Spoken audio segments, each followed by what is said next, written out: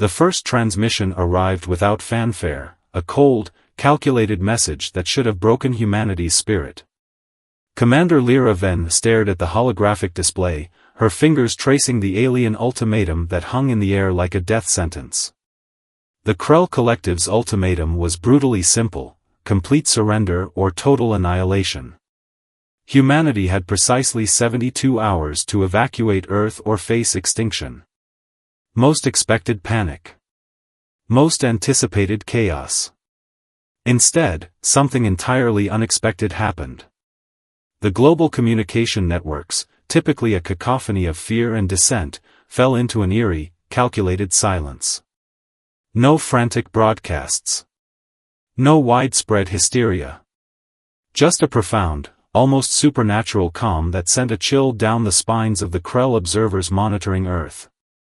In command centers across the planet, military strategists, political leaders, and ordinary citizens began moving with a synchronized precision that defied the aliens' expectations. It was as if an invisible current of determination had replaced fear, a collective resolve that whispered more loudly than any screaming could. The Krell had invaded countless civilizations. They had watched species crumble under the mere threat of their technological superiority. Entire planetary populations typically scattered like frightened insects, begging for mercy, offering submission. But humans? They were different. From the research stations in Antarctica to the orbital platforms circling the planet, a network of resistance was forming. Not through desperate weapons or wild attacks, but through something far more dangerous: calculated, intelligent preparedness. Commander Ven's team had been preparing for this moment for years. Not out of paranoia, but out of a deep-seated understanding that humanity's survival might one day depend on its ability to remain calm in the face of absolute terror. The Krell's initial scans showed no mass evacuations. No signs of widespread terror. Just coordinated, almost mechanical movements that suggested something far more unsettling than fear. Preparation. As the 72-hour countdown began, the first hint of humanity's true nature started to emerge. The Krell would soon learn that underestimating humans was the most fatal mistake any species could make.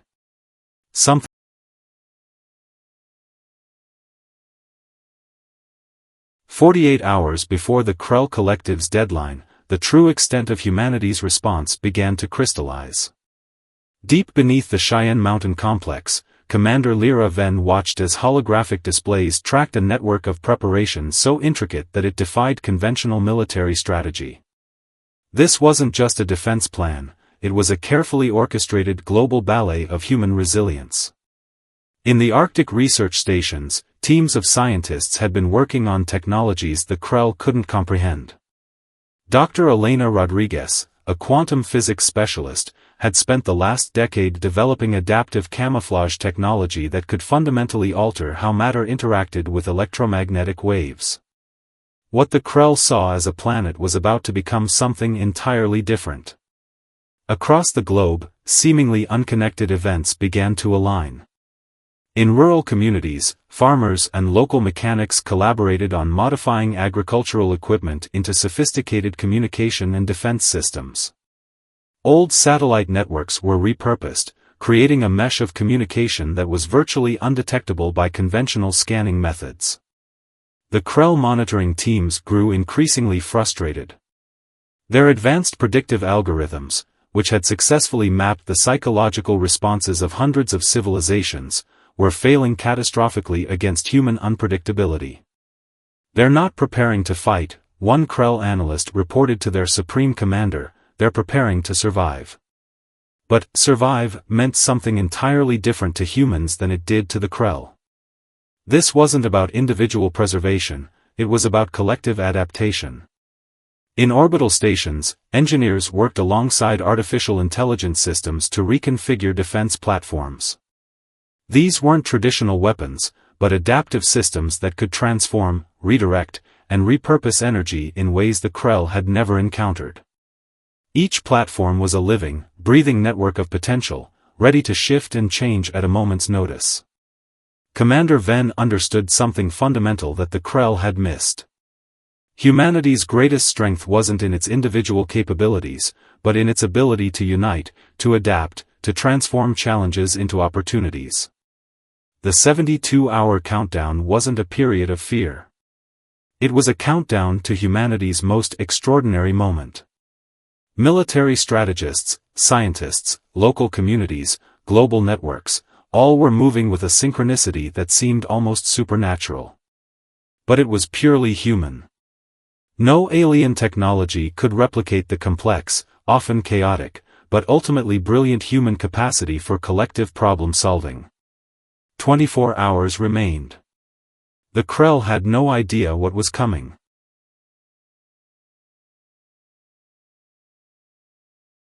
The final 12 hours began with a whisper. Deep within the Krell Collective's primary observation ship, alarms began to sound, soft at first, then increasingly urgent. Chief Analyst XORAK watched in mounting confusion as Earth's entire technological landscape began to shift in ways their most advanced predictive models could not comprehend. What appeared to be ordinary communication networks suddenly revealed themselves as something far more complex. The planet's infrastructure, which the Krell had dismissed as primitive, was transforming. Power grids became neural networks. Satellite systems interlocked with ground-based technologies in a dance of adaptive complexity. Dr. Elena Rodriguez stood in a nondescript control room, her fingers dancing across holographic interfaces. The quantum camouflage system she'd spent a decade developing was about to become humanity's most unexpected weapon. It wasn't about hiding, it was about fundamentally altering the very perception of reality. Initiate phase synchronization, she whispered into her communication device. Around the world, seemingly random systems began to align. Agricultural drones in Nebraska connected with orbital communication platforms. Solar farms in the Mojave Desert synchronized with deep-sea communication cables. What looked like chaos to an outside observer was, in fact, a meticulously planned global network. The Krell had made a critical mistake. They viewed humanity as a collection of individual units, easily scattered, easily conquered. They failed to understand that humans were a collective organism, capable of unprecedented levels of adaptation and cooperation. Commander Lyra Venn watched as the first phase of their plan unfolded. This wasn't a military strategy in any traditional sense. It was something far more profound, a systemic reimagining of how a species could respond to an existential threat. On the Krell observation ship, Chief Analyst XORAK felt the first true tremor of fear. "Something's wrong," he muttered to his subordinates. "Our scan matrices are changing." What the Krell didn't realize was that humanity had been preparing for this moment for far longer than the 72-hour countdown. Every technological advancement, every seemingly random research project, had been a piece of a much larger puzzle. The quantum camouflage system began to activate. It wasn't about making things invisible, it was about making them fundamentally unreadable. Entire cities could now shift their electromagnetic signatures, making traditional scanning methods useless. Power grids could redistribute energy in milliseconds, creating phantom signatures that could appear and disappear at will. 10 minutes to deadline, a voice announced in the human command center. The Krell had given humanity an ultimatum.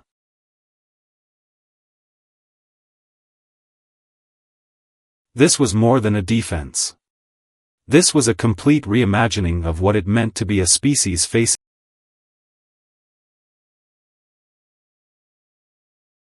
The moment the Krell Collective's deadline passed, everything changed. Chief Analyst XORAK watched in growing horror as the human planet refused to conform to any expected pattern of invasion or surrender. Their most advanced scanning technologies produced nothing but cascading interference, a technological fog that defied all known methods of planetary assessment. Within the Krell leadership, cracks began to form. "This is impossible," argued High Commander Vrelnat, her tentacle-like appendages writhing with frustration during an emergency council session. "No species has ever successfully resisted a first-contact ultimatum with such complexity. Aboard their primary observation vessel, internal tensions began to surface. Some Krell leaders advocated for immediate total destruction, a standard protocol for unpredictable species. Others, like senior strategist Ulrichs, argued for understanding. "Look at the data," Ulrichs insisted, displaying intricate holographic representations of humanity's adaptive responses. "This isn't resistance. This is something entirely new." On Earth, Commander Lyra Ven understood something the Krell had not yet comprehended. This wasn't just about survival. It was about demonstrating a fundamental truth about human potential. Dr. Elena Rodriguez's quantum camouflage system had evolved beyond its initial design.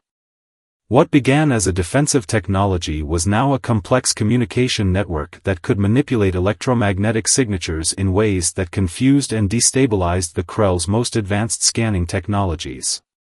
In a small research facility in New Zealand, a team of climatologists and quantum physicists had discovered something extraordinary.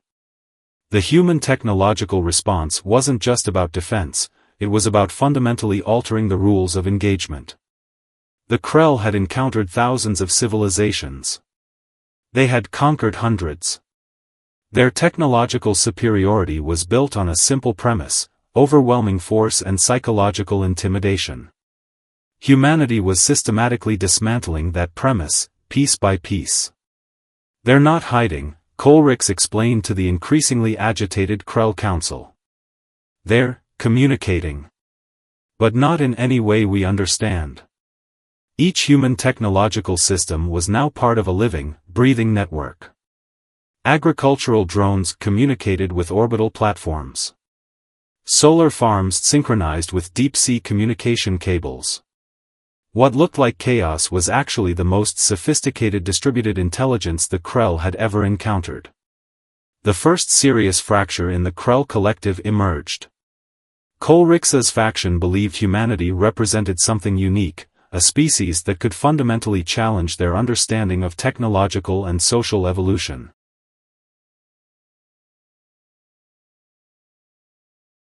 "We cannot allow an unpredictable species to exist," she argued, her translation systems barely containing her frustration. "Protocols demand total elimination." But something was different this time. The humans weren't just resisting. They were revealing. Aboard the Krell observation ship, Chief Analyst XORAK made a decision that would change everything. He began collecting and protecting the data about human responses, secretly, away from the increasingly militant leadership. Humanity was teaching the Krell something they had never learned in thousands of years of galactic conquest: true adaptation was not about power, but about understanding. And the most profound communication.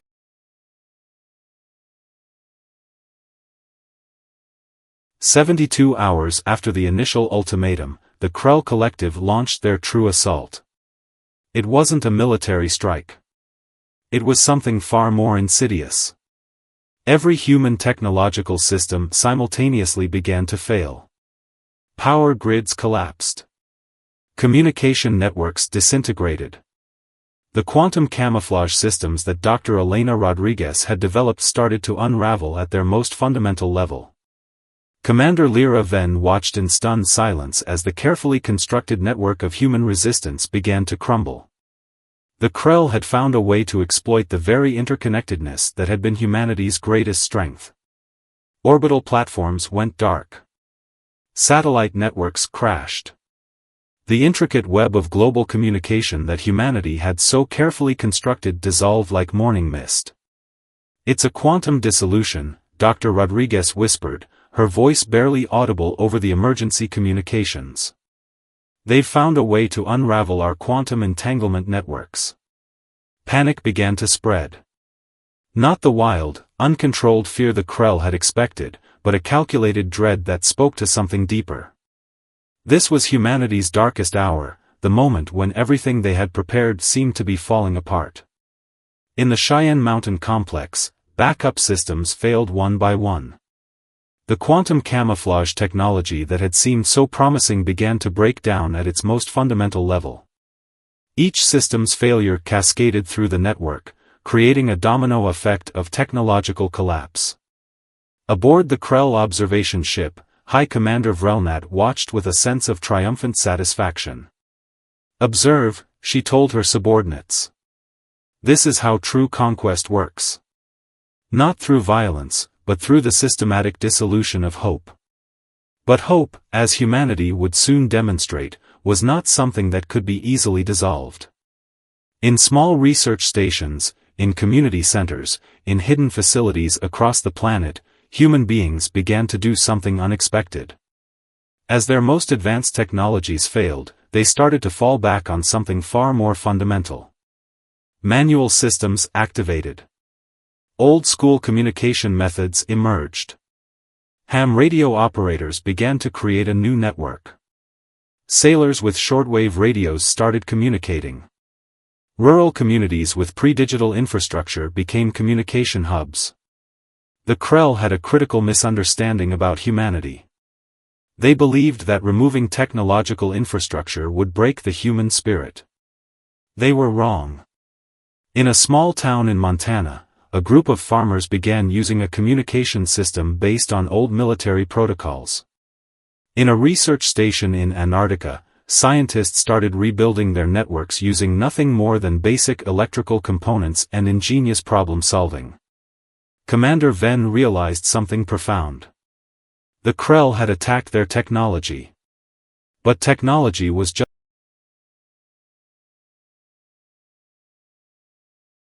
"We're not done," she said into a rapidly assembled communication device. Her voice was calm. Determined. The quantum dissolution had revealed something the Krell could never have anticipated. Humanity's true network wasn't technological.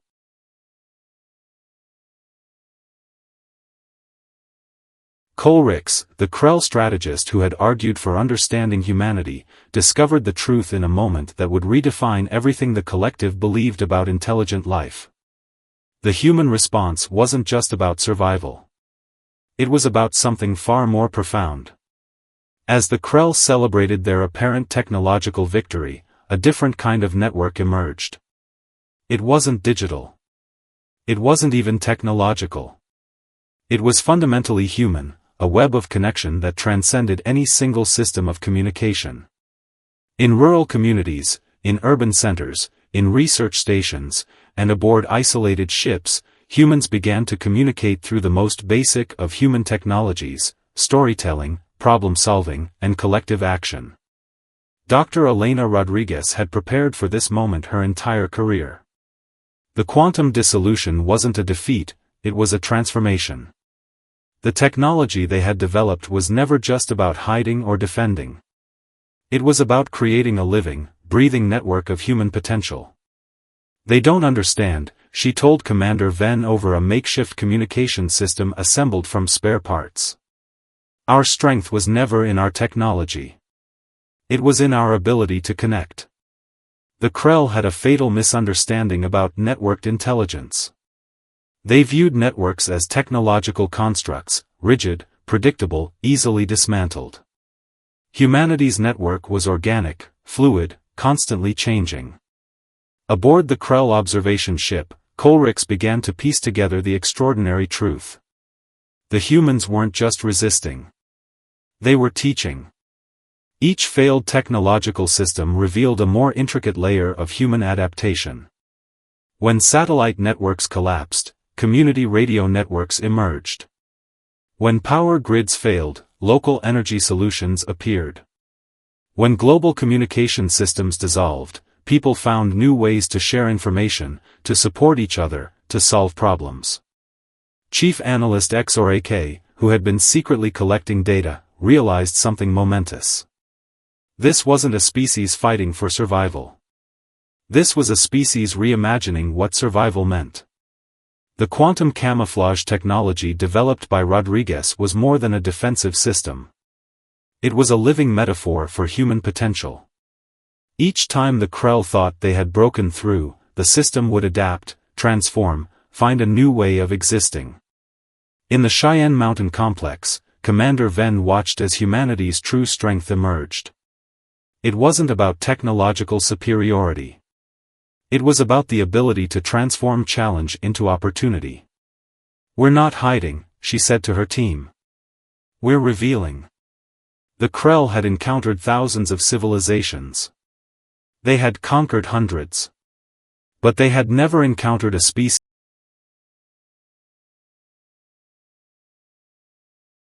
Kohlrich's report to the Krell Collective would change everything. This wasn't just about one planet. This was about understanding a fundamentally different approach to intelligence, to survival, to existence itself. Humanity wasn't just surviving. They were evolving in real time, turning each challenge into an opportunity for growth. And the Krell were about to learn that true intelligence.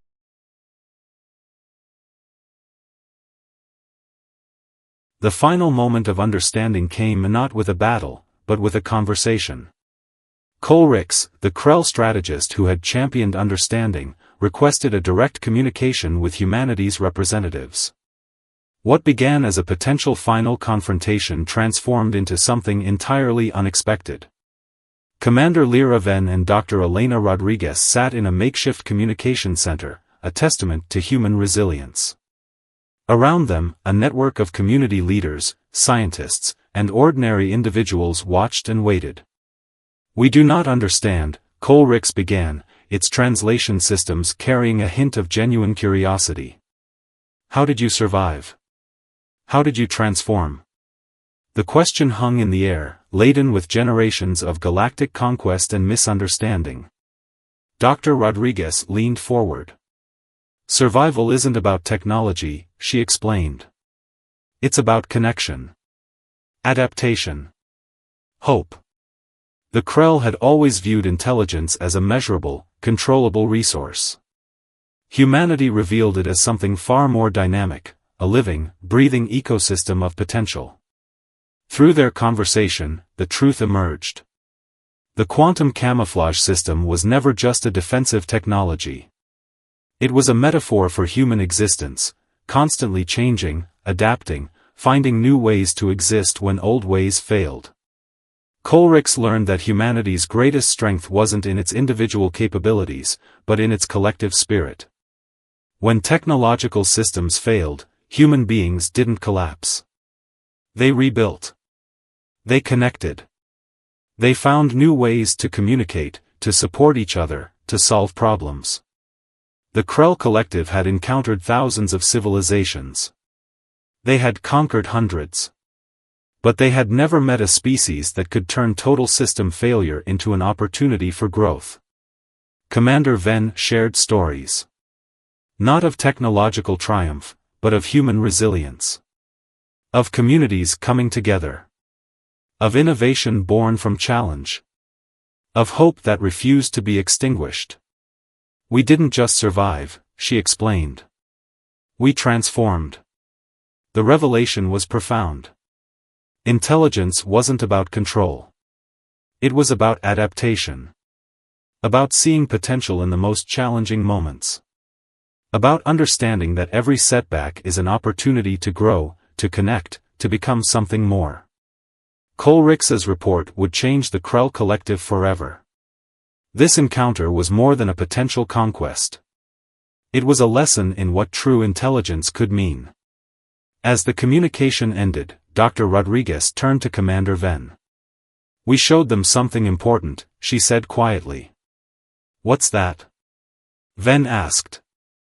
"That humanity's greatest technology is hope. That our most powerful network is each other." The Krell had come expecting to conquer a.